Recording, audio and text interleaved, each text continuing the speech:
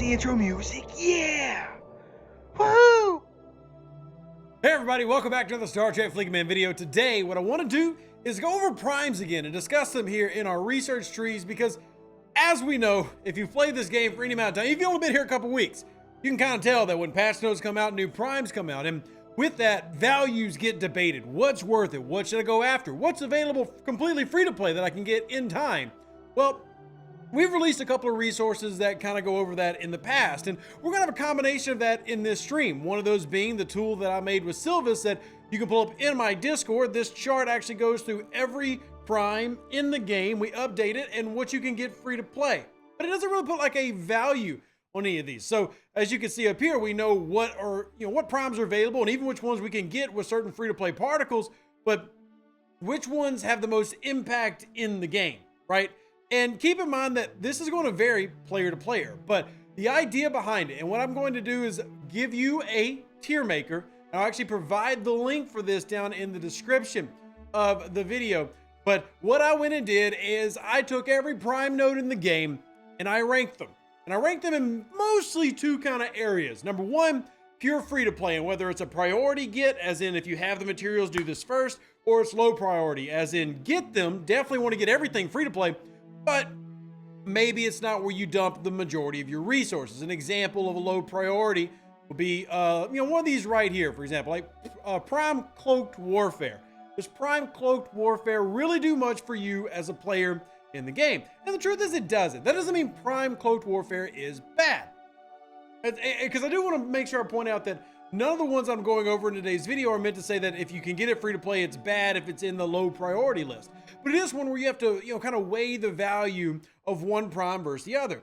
Why? Well, the simple reasoning is sometimes I'll take the same material as another free prime, and what would you rather have? This good one or that good one, right? So let me give you an example. This one right here, right? Takes crystal, 5-star crystal specifically. Getting 5-star crystal can be very difficult. There are actually a few different missions that can get you 5-star crystal. But if y'all didn't see, we made a video about that using the Voyager and the NX-01 to get that 5-star crystal. But should this be the first one that you dump it into? Probably not. But again, there are a lot of different options here to kind of like meander through here and look. But if you'll see at the very top, and I'm sorry for like the low resolution here, it's just because we put it into the maker and then download the picture. But you see I've got prime efficient ship parts and prime efficient ship engineering at the very top right there. Well, these are arguably at the very top the most important primes in the game. Here, I'll zoom in, it'll be real ugly right there. See, these here right above at the very top. I'd probably say those are the best overall in the game. That doesn't mean that others aren't valuable, just that they have an immense value and that players will probably be wise to go after them.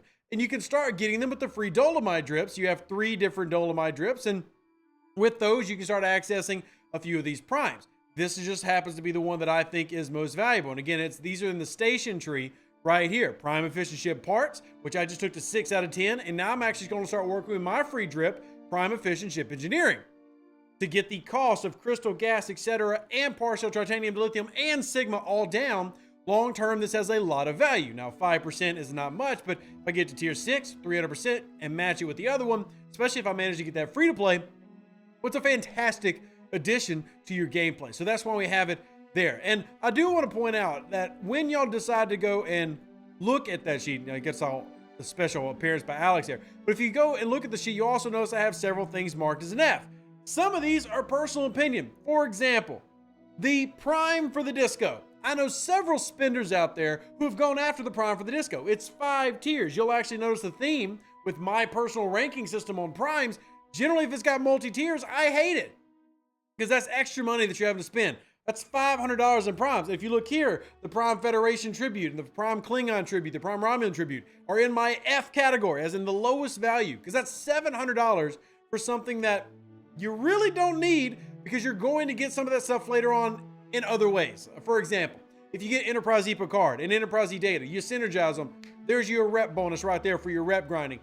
Getting credits, your Borg stuff is far more important. In fact, one of the free primes we talk about getting are our Borg rewards up here. You see, I've got that at the very top. So there is value to some of these things, but where that value falls can be very relative. Another example is that if you look in the low priority, list here, you're going to see Prime Officers and Prime Survival.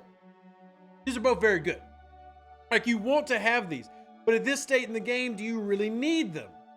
Yes, you need them, but you wouldn't necessarily say, hey, these are the primes we're going after. I've actually got them listed in the high priority, but they're at the bottom end of the high priority list, right there at the top right.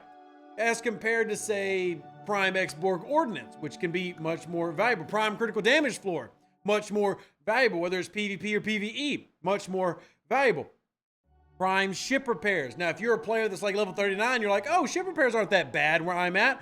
Don't worry, you'll get there like the rest of us. You're going to want those primes. So, again, so much of this is, it's very subjective into what has value for you.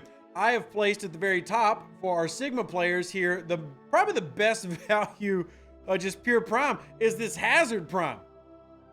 That literally affects 3,000 players in the entire game, right? That's only a Sigma Prime for helping with the hazard systems. But even then, you can debate as a spender, Apex Barrier is more valuable, right? You absolutely can have that debate. If you like raiding bases, Prime Station Delay is even more valuable than that. So where we place these values, this is just my opinion on these. I don't expect this to be the end all be all, which is why, by the way, I made this into a list that you can edit yourself. I took the time to go screenshot all 122 research nodes, put them into a tier maker so that you can go through this, and maybe if you're an alliance, trainer, because we do have several people in alliances that do a lot of the training. They'll watch content creators or learn things for themselves, and they'll delegate some of that responsibility to little pods, and they teach people how to play the game in their group, which I love. Well, maybe y'all have different values for certain things. For example, if we're talking about spending $100, obviously I like things that have long-term effect. I've got the away team's prime extension right there. Not everybody might have that, but I do think that if you got that early in the game, you're going to see a significant improvement long-term or significant value long-term, whereas maybe that's more valuable than something like Prime Enhanced Analysis, which is just boosting the amount of XP you earn from hitting a hostile, which isn't bad, but there are other things that pay that out. And that's another thing when I made this list. The big thing is, how do you determine your value? Well, I determine value by longevity, how valuable it is long-term, how immediately valuable it is, and also how diluted is it. Let me give you an example of the dilution effect, right? You can actually see some of that in these down here. Prime Explorer Wrecking, Prime Battleship Wrecking, Prime Interceptor Wrecking. Those are PvP primes, but their effect is essentially negligible in today's game. But if you're a player out there, it's $300. And without knowing whether that has value, you might go spend $300. But if you look at how these things work, you're like, okay, is that really going to give me much in the game? And the truth is, a lot of this isn't. I'll give you an example. Using this as an example, let's go back to the other screen. Right here. Increases base weapons damage against interceptors while fighting other players. So if you were to run into a pylon, you get a 300% damage bonus. Already in the game, most players are over 1,000 or over 2,000% in bonuses. Another 300% is not going to change the world. If you had to pick a PvP prime that has more valuable or has more value to spend actual money on, between Prime Interceptor Wrecking and then scrolling over to maybe some of the Prime Isolytics, specifically maybe the one in the Mirror Universe, this one, that's more valuable.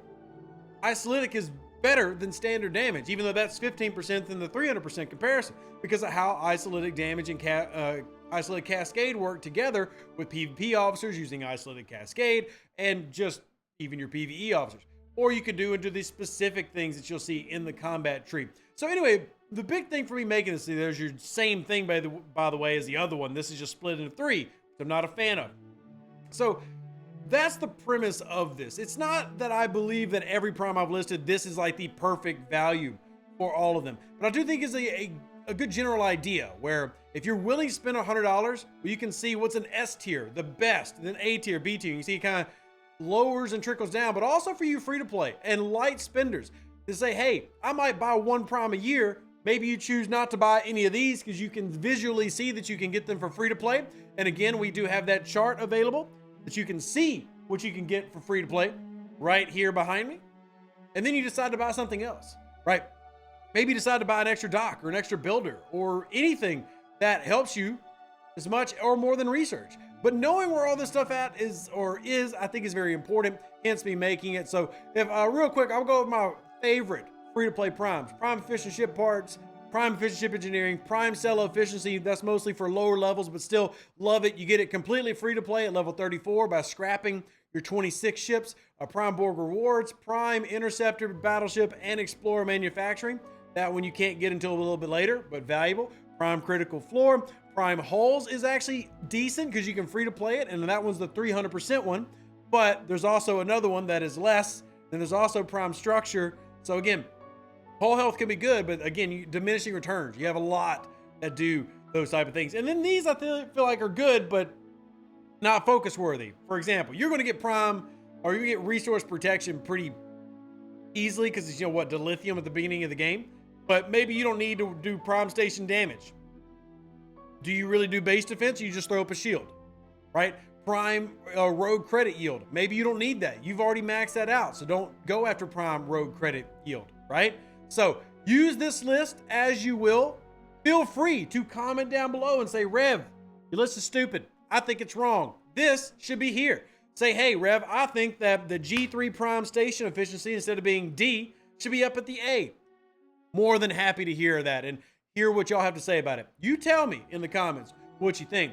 But I've put it all together. Here are the resources that you need. The links will be as the pinned comment at the top of this. And I hope you're having a fantastic Monday. Live long and plunder. Stay safe with the Space Cowboys. Deuces. That's me. Catch you on the next one. And here are your most valued primes. Yeah, it's actually a video y'all been asking for. So there you go. I do what you want. An even better outro than the intro. For the Empire and glory to your house.